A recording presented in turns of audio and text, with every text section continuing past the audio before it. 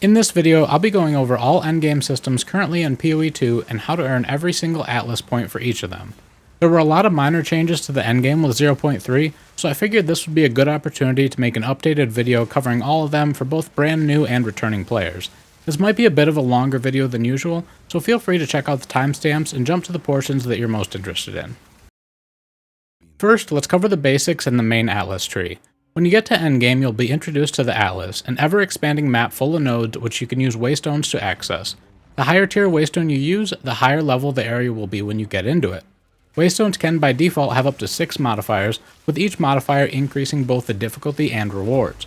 Defeating all rares in a map will reward you with a waystone, generally matching the tier waystone you use to access that area. Anytime you defeat a map boss though, it should drop a waystone of 1 tier higher, so the fastest way to increase your waystone tiers, and thus area levels and rewards, is by heading directly to map bosses when you see them available. The Atlas also contains towers. Towers are likely to receive somewhat of a rework in an upcoming league, because most players and even the developers themselves are somewhat unhappy with where they stand currently. But the idea behind them right now is that by completing a tower, you uncover a portion of the Atlas, clearing the fog. You can then place precursor tablets into the tower, which affect the nodes surrounding that tower, and can add specific mechanics and modifiers to those nodes. The higher tier waystone you complete the tower with, the more maps surrounding the tower get affected, and the more modifiers you run the map with, the more precursor tablet slots will be available within that tower, up to 3 if you run a waystone with 6 modifiers. The 40 points in your main Atlas tree mostly come from completing corrupted Nexuses.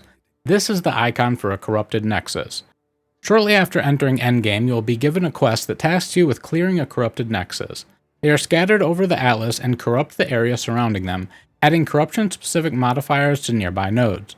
Corrupted maps contain corrupted enemies and are generally slightly more difficult and more rewarding than a non-corrupted map. Clearing the Nexus will spawn a special boss, and defeating it will cleanse the corruption from the area. Any remaining corrupted maps in that area become cleansed maps, and their modifiers get re-rolled. Cleansed maps contain cleansed monsters, which exclusively drop currency items. So when approaching a corrupted area, you can choose to clear out as many of the corrupted maps as you can before cleansing to get a better chance at more items, or you can go straight to the Nexus first to get a boost of currency from the surrounding maps after they're cleansed. The first 5 Atlas points come from cleansing your first Nexus. You will then be given a quest to complete one at Waystone Tier 3+ for another 5 points. That cycle repeats every 3 Waystone tiers up to 15, so at 3, 6, 9, 12, and 15. It's worth noting that corrupted Nexuses require a waystone with at least 4 modifiers to enter the map. In addition to increasing difficulty and rewards, each waystone modifier lessens the number of respawns you will have before failing the map entirely. So early on, you'll want to feel them out and only do what you can handle. In the very beginning, I was only doing waystones with 2 or 3 modifiers most of the time, and of course 4 when I did the Nexus. But now I'm at the point where I'm almost exclusively doing 6 mod tier 15+ waystones. In general, I'd say prioritize progressing your waystone tiers before worrying about maxing out the modifiers. It's better to do a tier 15 waystone with 3 modifiers than a tier 14 waystone with 6. Aside from Nexuses, your next 10 points in the main tree come from completing unique maps. This is the icon for a unique map. These are, as the name implies, somewhat unique maps that have encounters that don't fall in line with typical maps. There's one that's a boss rush map, there's one that doesn't drop any items but gives way more experience, one that drops tons of gold, one that drops special types of items not obtainable anywhere else, to name a few. They're fairly common, you just need to find 5 different ones and complete them to get skill bucks worth 2 points each. Now let's get into the other trees. This is the icon for Breach. In maps with Breach, you'll find this purple hand coming out of the ground. Running through it starts the Breach mechanic, and a purple circle will expand outward from the hand, revealing extra aggressive monsters from another dimension. The circle expands for a short amount of time and then will quickly collapse into itself and close. The more monsters you kill within the Breach, the longer it will last. You also often see collapsed hands within the Breach, and you'll want to run through them to increase your potential rewards at the end. When the Breach closes, a number of Breach splinters will drop on the ground depending on how many enemies you defeated, how many collapsed hands you opened, and how difficult of a map or waystone you're running. In the very early maps, you might only get 1 or 2 splinters, but by the time you're running tier 15+ waystones, you'll regularly get double digits. Aside from splinters, which I'll touch on more in a minute, Breach also has rewards that can only come from Breach monsters. These are catalysts and breach rings. Catalysts can be used to add quality to rings and amulets. But unlike quality on other pieces of gear, these can target a specific type of modifier and improve the values of those modifiers. For example, Xesht's Catalyst enhances all lightning modifiers on an item. You can only have one quality type on an item, so you can't mix and match them, but they can be quite powerful depending on which modifiers your item has. Normal rings and amulets can have up to 20% quality, but breach rings specifically can be improved with up to 40% quality. Taking this breach ring from 0 to 40% quality for lightning modifiers took its damage to attacks high end from 44 to 61, increased lightning damage from 29% to 40%, and lightning resistance from 31 to 43. As a non-breach unimproved ring, it would have been pretty good, but as a breach ring with maxed out lightning quality, it turned into an amazing ring worth double-digit divines. After completing your first breach, you'll be able to turn in a quest for your first 2 breach skill points, and you'll get another quest to collect 50 splinters. The remaining breach skill points come from defeating the pinnacle boss at each of 3 different difficulties. Once you have 50 breach splinters, you can take them to the Realm Gate, which is near the starting point of your atlas. If you've traveled far from the starting area, you can quickly get there by clicking the home pin. Using the splinters at the Realm Gate will take you to the Twisted Domain, where you'll find a special breach map that leads to the breach pinnacle boss, Xesht. As soon as you port in, you will see a breach hand, and running over it will start a large breach-like event which uncovers the map and way to the boss, and has a timer which you can increase by killing monsters as you go. If you run out of time before the outer circle of the breach reaches the boss room, you will get locked out of the room and not be able to access the boss. This shouldn't be a problem in the easiest difficulty for most players by the time they've accumulated enough splinters to get here, but in the harder difficulties it's definitely possible if you don't have enough damage output. When you get to the end, a bunch of items will drop on the ground and you'll see the entrance to the boss room. I won't be going over all of the mechanics for the fight in this video, but I do have a video from an older patch that details all of the boss's mechanics, and I'll link that in the description below, directly timestamped to the boss fight. The other information in that video is a little outdated, but the boss fight and mechanics specifically have not changed, so you should be able to use that to get a good understanding of the fight and what to look out for. As of the current patch, the lowest difficulty will give you unlimited attempts so long as you keep the portals open, so don't be too intimidated to try out the fight and learn as you go. It's also worth noting that you're safe to port out between fights and change up your build or gear if necessary. As far as I know, the only way to fully lose access to the fight would be if you don't have enough damage to get to the boss room, or if you try and enter another pinnacle or map and overwrite your portals. The same is not true at higher difficulties though. The second difficulty requires 100 breach splinters and gives you 3 attempts. If you cannot complete it within 3 attempts, you will lose access to the map and have to farm up the 100 splinters again. The third difficulty requires 150 splinters and will only give you a single attempt. Note that if you complete the pinnacle boss fights in multiplayer, only the person that used their splinters to open the portals will receive the skill book. The same goes for any other pinnacles or boss fights that reward skill books for that matter. Next up, let's talk about Delirium. This is the icon for Delirium. Maps with Delirium encounters will have a mirror that spawns near the portal when you enter. Walking through that mirror will begin the event, and a fog will expand over the map, sort of like a large, slower breach. Within the fog, Delirium monsters will spawn, and you may encounter fractured mirrors which will spawn additional groups of Delirium monsters. Delirium causes monsters to have increased difficulty and toughness, which increases the farther you travel from the initial mirror. The fog slowly moves across the map, and if you exit the fog, you will see a countdown appear. Staying outside of the fog for over 5 seconds ends the mechanic, and every monster you kill within the fog increases your potential rewards, so you want to stay within it as long as possible. In the bottom left, above your flasks, you'll see an icon that fills as you kill enemies and represents your progress towards rewards. When the mechanic ends and the fog dissipates, your rewards will drop in the form of liquid emotions and simulacrum splinters. Liquid emotions can be used to instill amulets and waystones. Instilling an amulet allows you to add a notable skill from the passive tree without needing to path to it. So for example, this amulet is giving me the after image notable, even though I'm nowhere near it. If you hold Alt over notable, you can see which emotions are needed to instill an amulet with that passive. Once you know what you want, right-click on an emotion to open the instilling window, where you can drop the item in and add your emotions. For amulets, the order of the emotions does matter, and while you can change what's instilled later, you won't be able to get the emotions back if you do, so be sure it's the right order and notable before you click Instill. Aside from amulets, you can also instill waystones. When instilling waystones, you can use between 1 and 3 emotions. Each different type of emotion has a different effect, but all of them turn the player delirious by some percentage, which increases the overall difficulty and rewards from monsters in those maps. Generally speaking, the emotions that grant a larger delirious percentage are rarer. In this league, I have yet to find any fear, suffering, or isolation. When a waystone is instilled with emotions, the map you open will act similar to how it does when you're in the normal delirium mechanic, with a couple key differences. First, the mechanic never ends, so the fog will be present the entire time you're within the map. Second, your rewards don't build up over time and drop at the end like they do with the normal delirium mirrors. Rather, the monsters just have a chance to drop simulacrum splinters as you kill them, and I don't believe any liquid emotions can drop from them. It's also worth noting that if your waystone is instilled, that will overwrite the normal delirium mechanic on Atlas nodes. So generally, you don't want to use an instilled waystone on a map that already has delirium on it, because you'll be giving up that mechanic and the liquid emotions from it. In 0.3, I haven't been using these as much as I have in the past. They can be really useful to juice maps and increase rewards, but the fog combined with the abyss mechanic can lead to some performance issues, at least for me, so be mindful of that. Completing your first delirium encounter will give you a quest reward for your first 2 delirium skill points. The remaining 6 points come from completing the simulacrum on each of 3 difficulties. Just like Breach, the lowest difficulty costs 50 splinters and gives you unlimited respawns, the second difficulty costs 100 splinters and gives you 3 attempts, or 2 respawns, and the highest difficulty gives you a single attempt with no respawns. The simulacrum is a wave-based pinnacle encounter in which to complete you must get through 15 waves of increasingly difficult enemies. Generally speaking, simulacrum is considered to be the most difficult of the 4 league mechanic pinnacles. The waves start out pretty easy, but they really ramp up in difficulty by the end. Each wave has random modifiers associated with it, and when completed will spit out rewards in the form of items, gold, and liquid emotions.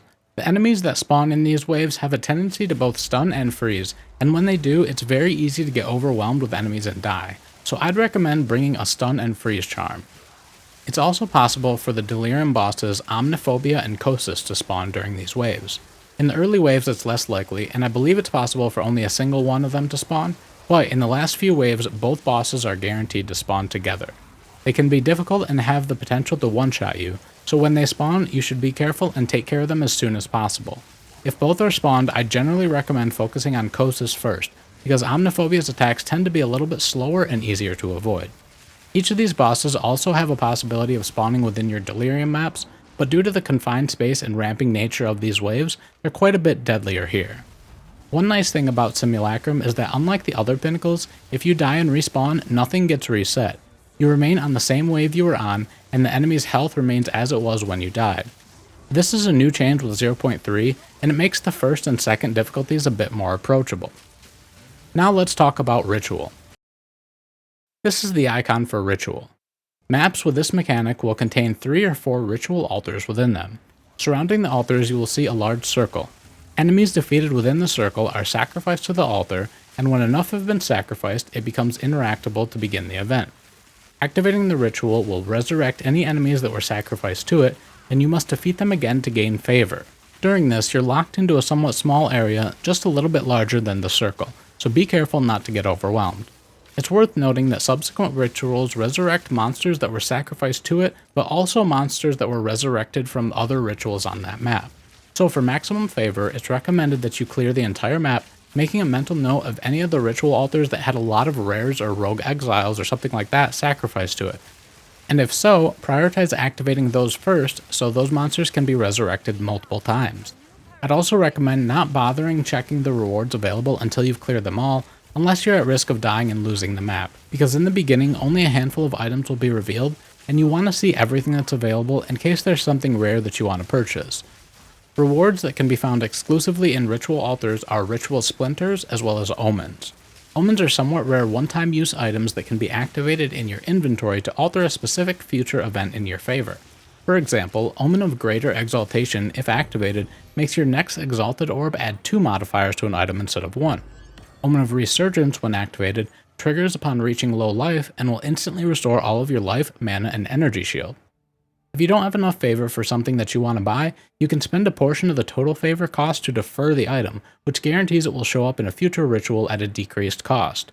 If you don't see anything worthwhile to purchase, you can re-roll the available rewards once for 1,000 favor. I'd only recommend doing this though if you'll have a significant amount of favor remaining after the reroll. Otherwise, you might reveal something really good and not have enough to purchase or defer it. Just like with Breach and Delirium, completing your first ritual will reward you with 2 skill points for the ritual tree and give you a quest to collect 50 splinters.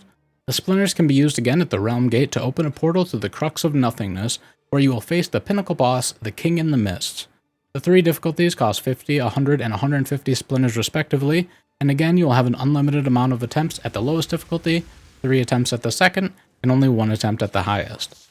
I won't go into detail on the entire fight and all the mechanics here, but in the description of this video will be a link to a video I made in 0.1, and it will be timestamped to the Pinnacle Boss Guide.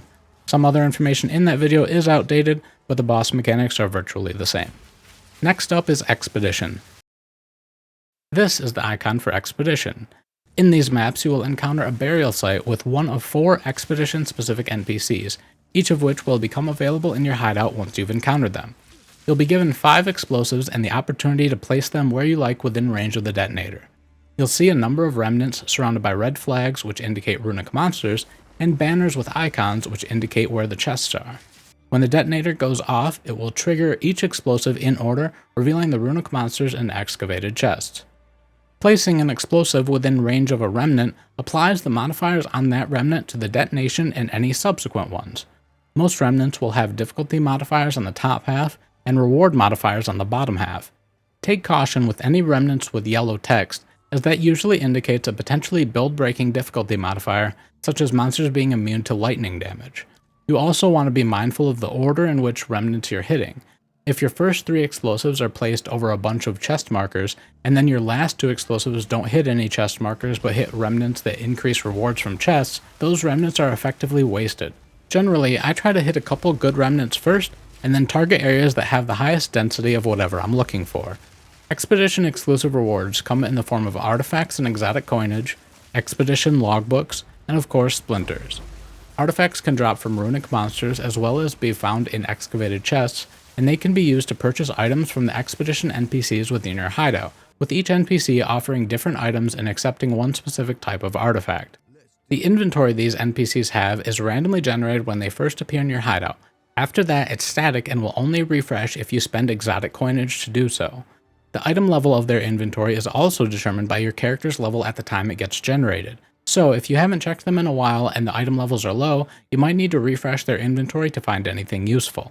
If you do purchase items from them, you will be able to spend more artifacts to do a sort of crafting on those items if you wish. You'll be presented with some options of adding or altering specific modifiers, or you can just take the item as is. Another thing you can spend artifacts on is the Recombinator. The Recombinator allows you to take 2 different items of the same type and try to combine specific modifiers from them into a single item. When using the Recombinator, there's only a small chance to succeed, and that chance decreases the higher tier and more valuable the modifier is. Both of the original items get destroyed in the process whether you succeed or fail, so it's a bit of a gamble, but it can be a good way to try and get some use out of items that are overall bad but have 1 or 2 good modifiers. Expedition logbooks can be found in excavated chests, and if you turn them into ROG in your hideout, you can open portals to a special map which are essentially giant expeditions for you to complete. It's worth noting that you can't find expedition logbooks within those giant expedition maps, but you will get way more artifacts, splinters, and other loot in them than you would with a typical expedition encounter. Runic splinters can also be found in excavated chests, and are used to access the pinnacle boss Olroth. As with the other mechanics, completing your first expedition will give you your first 2 points and a quest to collect 50 splinters, and the remaining 6 points come from defeating the pinnacle boss at each of 3 difficulties, costing 50, 100, and 150 splinters respectively. Just like the others, you'll have unlimited attempts at the first difficulty, 3 at the second, and 1 at the third. The boss is pretty easy, and again I'll have a video linked and timestamped in the description that goes into detail of the fight and the different mechanics so you know what to expect. The last skill tree currently available is the Map Boss skill tree. This icon indicates a map boss. You gain points in the map boss tree by defeating bosses of varying degree and difficulty. One thing worth noting about this tree is that every other point you spend in the tree will increase the difficulty of map bosses across the board, including Citadel bosses. For that reason, I don't recommend spending these points until you're at a point where you're killing tier 15 plus bosses very quickly with ease. And even then, you may want to remove them before you enter a Citadel if you don't want to make it overly difficult. Your first 2 boss skill points come from defeating a map boss in an area level 79 plus with at least 6 modifiers. That would be generally a tier 15 map with 6 modifiers. The next two come from defeating a map boss in an area level 80 plus map with at least 6 modifiers. One thing worth noting is that these can actually be done at the same time. If you jump straight to a level 80 plus map boss and kill it, you will receive the skill book for both the 79 and 80, giving you 4 skill points. Your third skill book, for 2 more points, comes from defeating an anomaly map boss in an area level 79 plus map with 6 modifiers. Anomaly map bosses are indicated by a red boss icon, which the Atlas refers to as a deadly map boss. Your fourth skill book, for 2 more points, come from defeating a Citadel boss in a level 79 plus map with 6 modifiers. Citadels are indicated by these giant light beams and can be seen through the fog in the distance. Interestingly, the icon for Citadel bosses is the same as the Anomaly map bosses, and all 4 are technically map bosses, so it might actually be possible that you could skip straight to a Citadel at area level 80 plus and get the first 4 skill books all from that, if you haven't already gained any others. I haven't been able to confirm this because I completed the others before I even found a Citadel, but from everything else I've seen so far, I think it might work like that. If you've never done a Citadel before, they contain a more powerful version of one of the main act bosses from the campaign. Your last skill book and final 2 points come from completing the Pinnacle of Flame quest and defeating the Arbiter of Ash. To face the Arbiter of Ash, you will first need to collect a fragment from each of the 3 Citadels and take them to the Burning Monolith near the start of your Atlas. If you'd like a deeper explanation of the Citadels, Pinnacle of Flame quest, and defeating the Arbiter, I'll have a video linked in the description for that. Portions of that video are a little outdated, specifically the rewards and the skill point section at the end, as we no longer have an Arbiter skill tree, and the Arbiter now only has 2 difficulties instead of 4, but the rest of it, and most importantly the boss mechanics themselves, are still accurate and useful.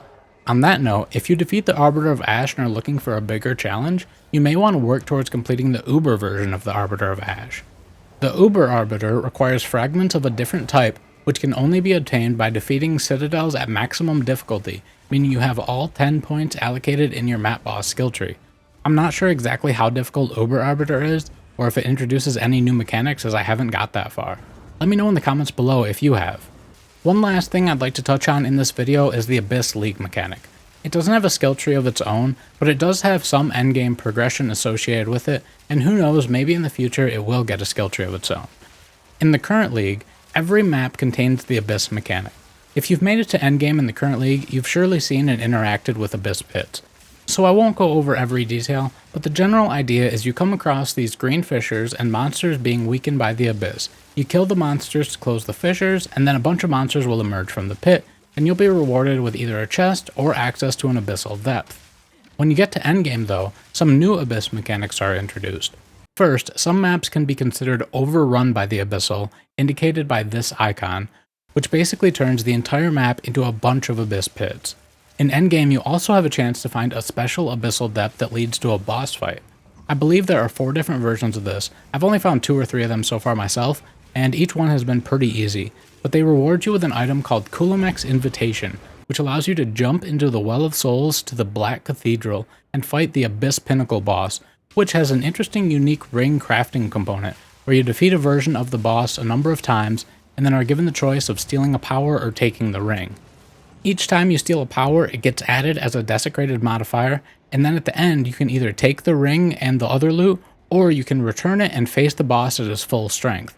I've only tried a couple times but have yet to actually defeat him. It's a pretty difficult fight, at least if your damage or survivability are on the lower end, so attempt it at your own risk.